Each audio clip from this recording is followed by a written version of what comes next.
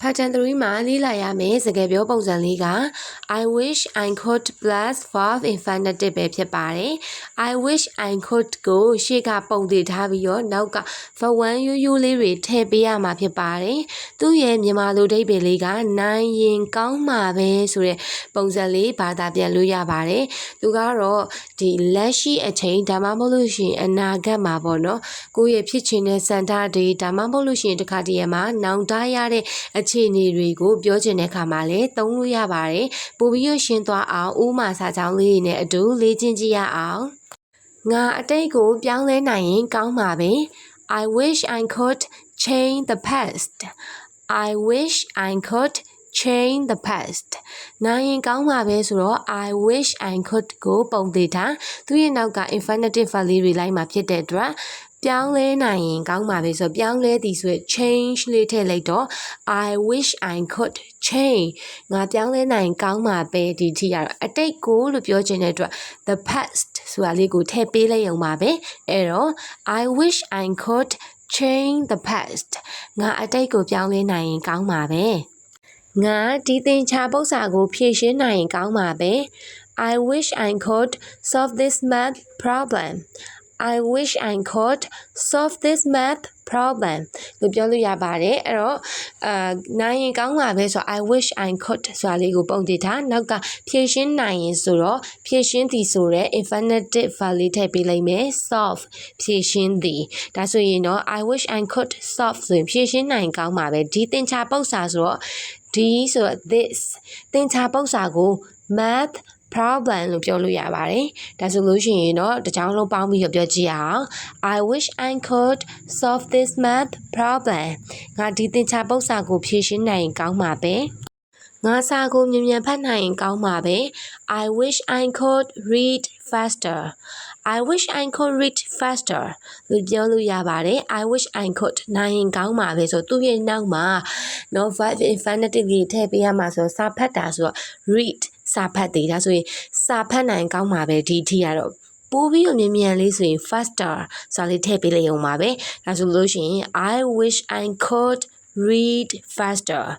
ငါစာကိုမြန်မြန်ဖတ်နိုင်ရင်ကောင်းပါပဲငါမင်းကိုယုံကြည်နိုင်ရင်ကောင်းပါပဲ I wish I could believe you I wish I could believe you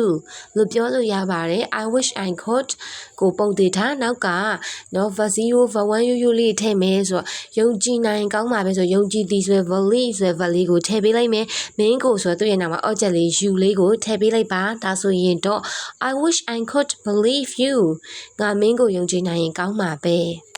ငါပို့ပြီးတော့ကြာနေနိုင်ရင်ကောင်းပါပဲပို့ကြာနေနိုင်ရင်ကောင်းပါပဲဆိုတော့ I wish I could stay longer I wish I could stay longer လို့ပြောလို့ရပါတယ်ထုံးစံတိုင်းပဲ I wish I could တေးကြီးပဲပုံသေးထားမယ်နောက်ကနေပြီးတော့ကြာနေနိုင်ကောင်းပါပဲဆိုကြာနေတာက stay long ဒါပေမဲ့လို့ပို့ပြီးတော့ကြာနေရဆို long နဲ့မရတော့ဘူး longer ဖြစ်ပြရပါမယ်ဒါကြောင့်မလို့ stay longer ပိုကြာနေတယ်ပေါင်းပြီးတော့ပြောလိုက်ရင် I wish I could stay longer ငါပိုကြာနေနိုင်ကောင်းပါပဲငါမင်းလိုချက်ပြုတ်တတ်ရင်ကောင်းပါပဲတနည်းအားဖြင့်ငါမင်းလိုချက်ပြုတ်နိုင်ရင်ကောင်းပါပဲလဲရပါတယ်နော်ဒါဆိုရင် I wish I could cook like you I wish I could cook like you မင်းလိုချက်ပြုတ်တတ်ရင်ကောင်းပါပဲ I wish I could ကိုပုံသေးထားချက်ပြုတ်တာက cook cook ဆိုတဲ့ verb လေးကိုထည့်လိုက်မယ်မင်းကဲ့သို့မင်းလို့ဆိုရင် like you လေးထည့်ပေးလိုက်ဒါဆိုရင် I wish I could cook like youငါအဲ့ဒီအမှတ်တရကိုမေ့နိုင်ကောင်းပါပဲ I wish I could forget that memory I wish I could forget that memory လို့ပြောလို့ရပါတယ် I wish I could ကိုပုံသေးထားမယ် forget ဆိုတဲ့ verb infinitive လေးကိုထည့်ပေးလိုက်မယ်မေ့ရပေါ့နော်မေ့ဒီဆိုတဲ့ verb လေးကိုထည့်ပေးလိုက်မယ်အဲ့ရှေ့ကပေါင်းလိုက်တော့မေ့နိုင်ကောင်းပါပဲပေါ့အဲ့ဒီအမှတ်တရဆိုရင် that memory ဆိုအမှတ်တရတွေမှတ်ဉာဏ်တွေကိုပြောလို့ရတယ်ဒီနားမှာတော့အမှတ်တရပေါ့အဲ့ဒီမှတ်တရတွေအဲ့ဒီမှတ်ဉာဏ်တွေကိုမေ့နိုင်ကောင်းပါပဲဆိုတဲ့အဓိပ္ပာယ်ဖြစ်ပါတယ် I wish I could forget that memory ငါညဘက်မှာပိုကောင်းကောင်းအိပ်ပျော်နိုင်ရင်ကောင်းပါပဲ I wish I could sleep better at night I wish I could sleep better at night လို့ပြောလို့ရပါတယ် I wish I could ကိုပုံသေးထားအိတ်တာက sleep ပို့ပြီးတော့ကောင်းကောင်းအိတ်မယ်ဆို better လေးထည့်ပေးလိုက်မယ်ညဘက်မှာဆိုရင် at night ညဘက်မှာပေါင်းပြီးတော့ပြောကြည့်ရအောင် I wish I could sleep better at night ငါတချင်းကောင်းကောင်းဆိုနိုင်ရင်ကောင်းမှာပဲ